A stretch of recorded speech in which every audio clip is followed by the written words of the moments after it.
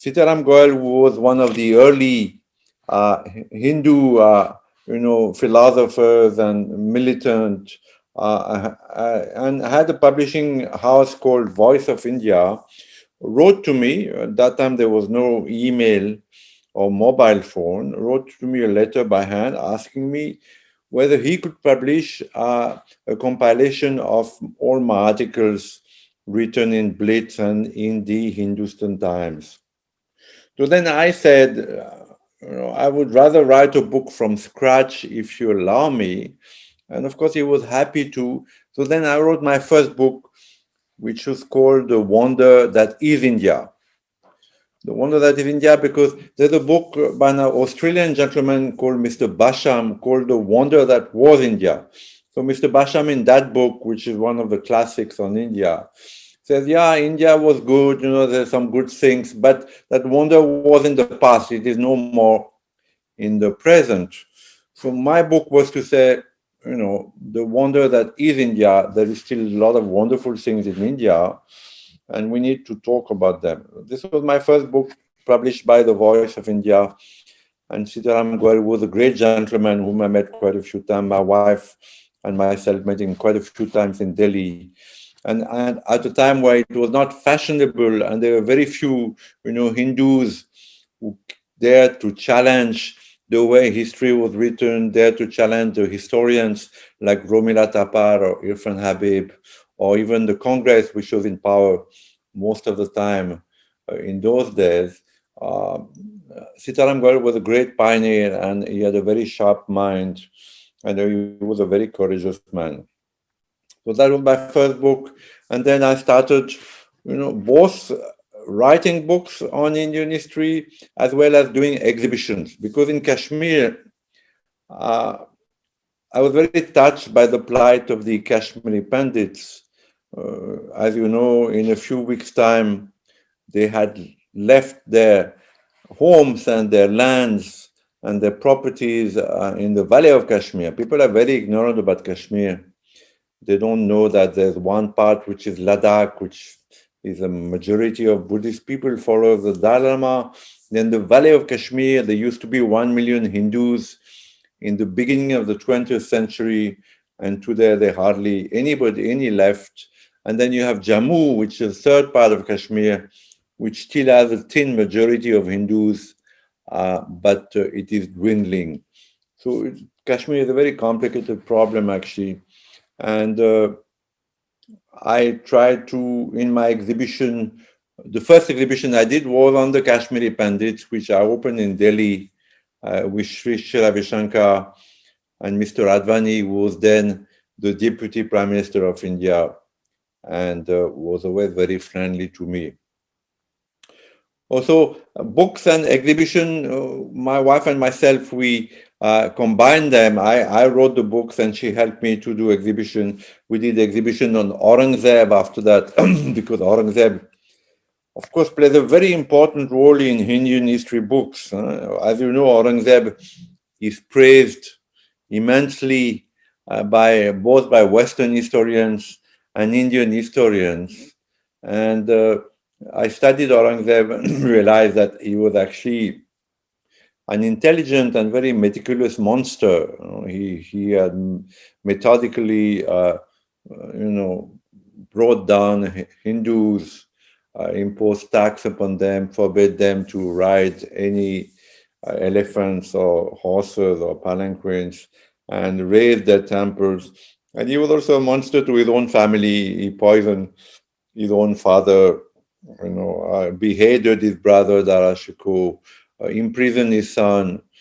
So he was a very cruel man, actually, but praised by many historians even today. So we mounted an exhibition on Aurangzeb with the help of a professor of Indian history in Jaipur, who was the retired head of the Department of History of the Rajasthan University. Dr. Bhatnagar. And so this exhibition was based on Aurangzeb's firmans. Aurangzeb was, as I said, was very meticulous.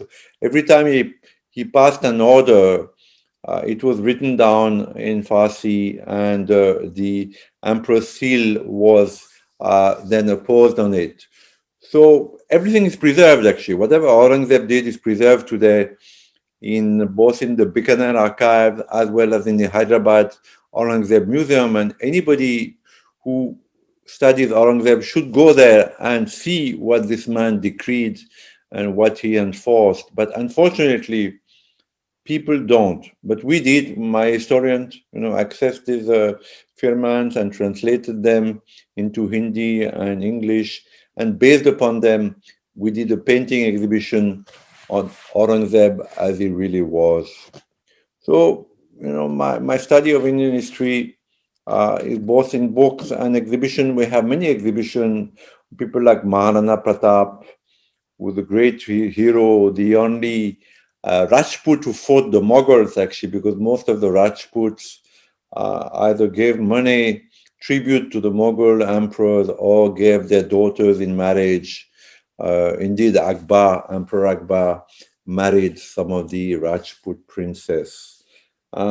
Then Darashiko, because he was an enlightened Sufi who translated the Upanishad in Farsi and believed that Islam had a root in the Upanishads and the Vedas, and also great women warriors like Aliyabai Holkar, extraordinary queen, or Tarabai. At the moment, we are doing an exhibition on Tarabai, another on Rani Ketur Chennamma. So the idea is to not only portray the negative sides of Indian history, or say that India was never united, and it's only the British who brought democracy and railway, etc. But to show that India was always a great country, which suffered tremendously during invasion from Alexander the Great till the till the Mughals, Babar, and all these people, and then the Dutch, the French, the British, the Portuguese. So the history of India is both very glorious and very bloody. Right? So it's a fascinating history, of course, and writing books on Indian history. My latest book, as you said, history of India as it happened, which was published 4 years ago in France, and now is available in English in India. It's a fascinating, there are so many controversies.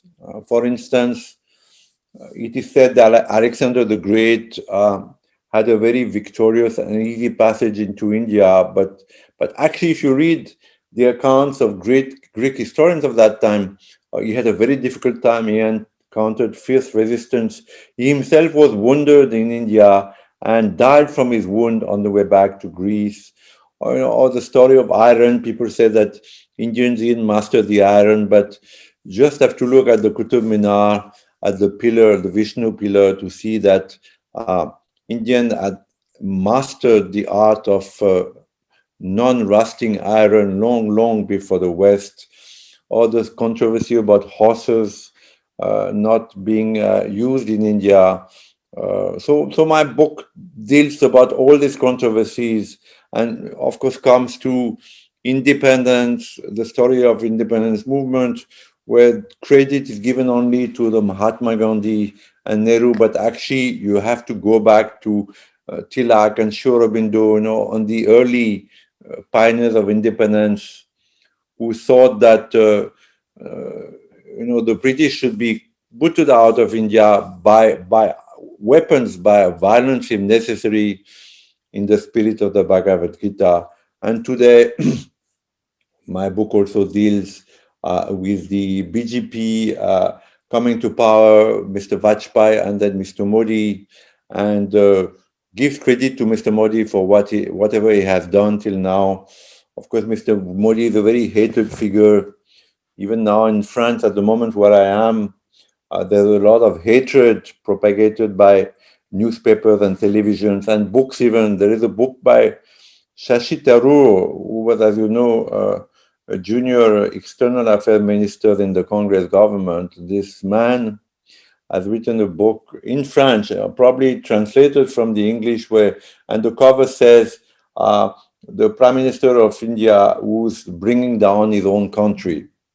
So it's a very sad state of affairs. So I'm trying to fight all this through my articles, through my books, and of course, history books play an important part. So the problem is the education. The education that is still given to India in India to the children of India, to the students of India, even after three BJP governments, Mr. Vajpayee, then two mandates of Mr. Modi remain the same. There is very little about the true heroes and heroines of India, like Maharana Pratap or Shivaji Maharaj, or the little bit of Rani of Jhansi, because I want to say a word actually about the Great Mutiny of 1859, because today in Indian history book it is called the First War of Independence, but actually the Great Mutiny of 59 was mainly to restore to power the Mughal king, the last Mughal king. You see, so of course Rani of Jhansi was associated. She was a great lady. There is no doubt. She fought the British. She died fighting the British. She was extremely courageous. But to my mind, this war, it is not the first war of independence, because it sought to restore, a dynasty that had brought so much harm and so much suffering to India. And they did bring back the last Mughal king. And when the British defeated the mutineers, they exiled him into Burma, where he died. But this is not the first war of independence. So, nevertheless, in the history books today, what the students, what the children of India learn is all about, again, the British side of history. Aurangzeb is praised to heaven, and people like Maharana Pratap or Shivaji Maharaj get a few lines, and sometimes are called, plunderers, or there is very little place. So, as a result, the children of India do not grow proud of their own culture. This remains a terrible problem. I can write as many history books as I want, but it makes no difference, because the children of India today are still taught the same education that the British taught to the children of India at that time.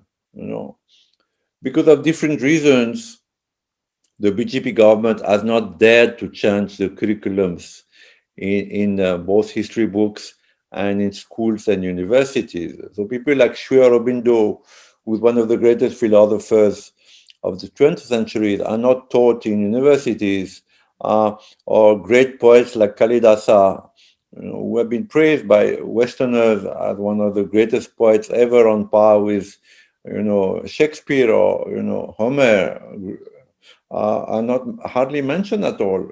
So as a result, nothing much has changed. So unless the BJP government addresses this problem, and in spite of all the resistance, we know that there will be tremendous resistance at all levels, which changes the curriculum to teach Indian children to be proud of their own history, to know the good and the bad of their own history, to know what the Mughals did, what Aurangzeb did, what Babar did.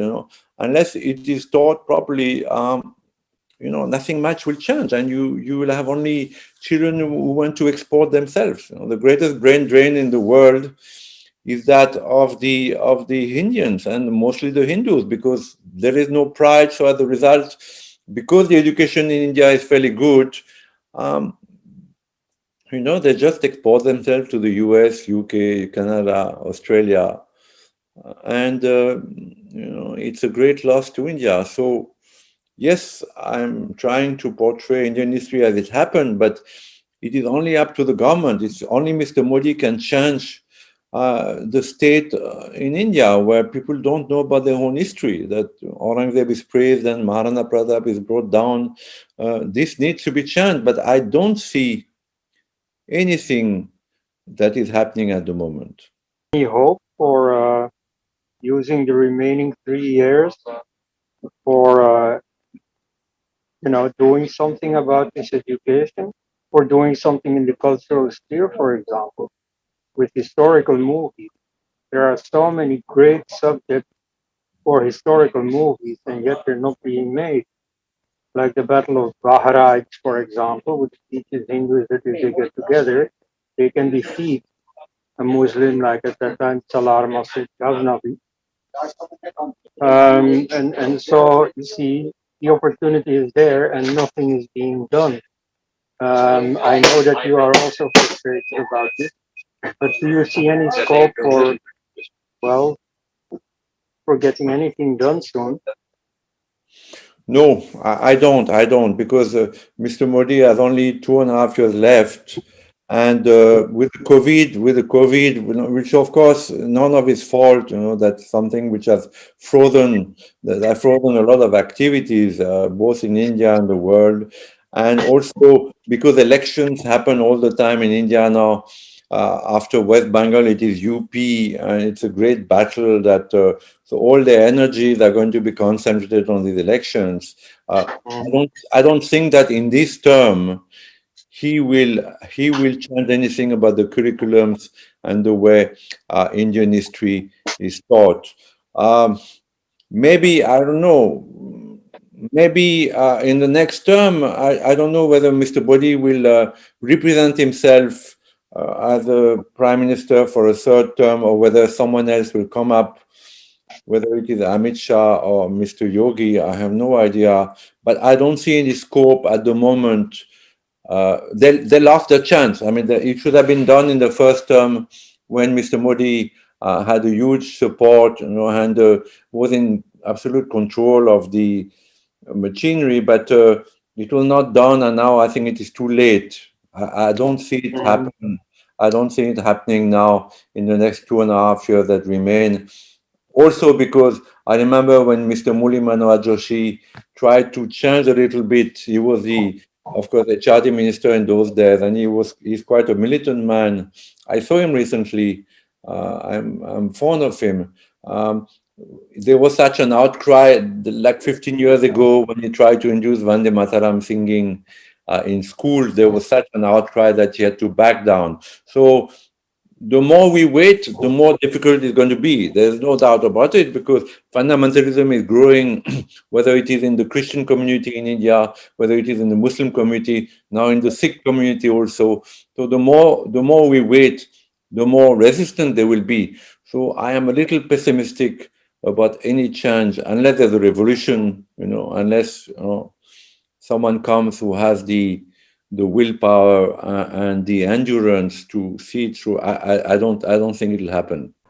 Francois, I would like to ask whether we see a similar distortion of history in any other country as it happened in India, or whether they have managed to reclaim rewriting India, like rewriting history project from the clutches of liberals, communists, or Marxists. Do we have any example anywhere in the world where rewriting of it, history got successfully managed? No, I don't think so. I think India is very unique in that term, that every country in the world, tries to, breed nationalism and pride in their children. Sometimes overboard. I mean, the Chinese are doing it overboard, no doubt, but they are doing it. And United States, France, any country in the world praises its own poets, its own warriors, and tries to look at the dark side, with sincerity and honesty. In France, for instance, Conrad will knows that in France, when the French collaborated with the Nazis in the Second World War and gave away many of the Jews, of the French Jews, to the Nazis, the French are looking at it. The French are looking at it. It's not a very proud moment of their history, but they have the courage to look at it squarely. Now, I don't know any other country. Maybe there are, but to my mind, I don't know any other country in the world that refuses to look at its own history and keeps, regenerating all the time the history written by the British, which is absolutely, incomplete and derogatory to India. So I think India is a unique case, and I'm sorry to say that, the government of Mr. Modi has failed, Indians, in the sense that they didn't have the courage and the willpower to correct something which they actually had promised. They had said before being elected that they would do it, but they didn't. I understand that Mr. Modi addressed first the economic problem, the problems of, poverty, of of garbage, there are so many problems that he had to address, of black money. And I know India is a very difficult country to govern, very complicated. But now, with COVID, with the security that is around Mr. Modi, with the bureaucracy in India, which is very unwilling to change anything, which is very unwilling to forego its enormous power that it has, I don't see, unless there's a revolution, that anything will change in terms of rewriting curriculums and Indian history. Is it possible that a representation of sorts can be made to the government by, people like you and Dr. Elst and, prominent historians who are working in this field, and impress upon them the urgency of the situation, because we are producing generation after generation of deracinated and extremely cut off from the roots kind of people? Can a project like that happen at all? Is it even a possibility? It's a request come a question, actually. No, it's a good question, Sumati. It's a good question, but I think Mr. Modi is very much aware of the need to rewrite Indian history. He's a nationalist himself and a passionate nationalist. But he got bogged down. Delhi is a place of power, but it's also a place of where one forgets. So he's bogged down into many other problems, and I can understand that it's especially with the COVID, it's a difficult time for him. I have seen 3 HRD ministers since Mr. Modi came to power. There was Mr. Smriti Irani, then there was Mr. Javadekar. Today there's Mr. Pokhriya. I know them all fairly well, especially the last 2. I met Mr. Smriti Irani 2 times. They also get bogged down, they also get bogged down in, ceremonies and inaugurations, and, I'm sure that they're doing good work, but it doesn't affect the core of what we are speaking about today. It's just like, a little bit of plastic surgery on the side, but it doesn't really change the hostile and formidable assault on India, which is in history books and amongst Indologists all over the world. I mean, it's not only in India, Indologists all over the world, whether Mr. Witzel in the US, Mr. Jaffrelot in France, and there are so many who are hostile to what we stand for, to the spirituality which is behind Hinduism, to Hindus, to Mr. Modi, to Mr. BJP. There is so much hate in the world at the moment against Mr. Modi and the BJP that, I understand also that they are facing, insurmountable problems. But still, I would say, and I think Conrad will agree, because Conrad wrote much before me. I mean, he's the one who, started writing in the 80s. That we are very disappointed with what the BJP has done in terms of rewriting Indian history and curriculum, and that we don't think at all that they will do anything in the last 2.5, 3 years that remain, because of election, because of COVID, because of other precautions, and also because in Delhi they got bogged down in a system made by the Congress. You have to understand that the BJP is functioning with shackles. They're functioning in chains because they're functioning in a system that is made by 70 years, 50, 60 years of Congress rule. So a minister has, a ring of, 20 people around them that you need to get through before you actually can speak to the minister, from the guy who picks up the phone, to the PS of the PS, to the PA of the PA, to the PA, to the personal secretary of the minister, to the minister himself or herself. So bureaucracy is ruling India today, and bureaucracy is very unwilling to change anything because it is holding power. Actually, the power today in India is not Mr. Modi's hand. Okay, Mr. Modi has the vision, and sometimes he wants to, strike hard, but the bureaucracy is his instrument, and the bureaucracy is binding him down, weighing him down. So I would say that the BJP has become Congressized today, not because they wanted to, but because they couldn't do anything about it. They could have done maybe in the beginning. They could have broken the system, broken the back of the bureaucracy, broken this VVIP system that is in Delhi, that is killing most of the initiatives of the Modi government. So yes, I mean, I'm hopeful in the sense that India has always been a great country. There's always been some divine grace on India, and we hope that it continues. And indeed, Mr. Modi's coming to power was part of that divine grace. But I am concerned that this divine grace moment is being misused now, not entirely because of the fault of Mr. Modi and his people, but because of also external circumstances, the COVID being the first, the fact that the bureaucracy is against any change, the fact that the BJP is functioning in a system that is completely done by the Congress for the Congress. So I'm hopeful for India, but I'm a little pessimistic as far as these governments' achievements are going to be.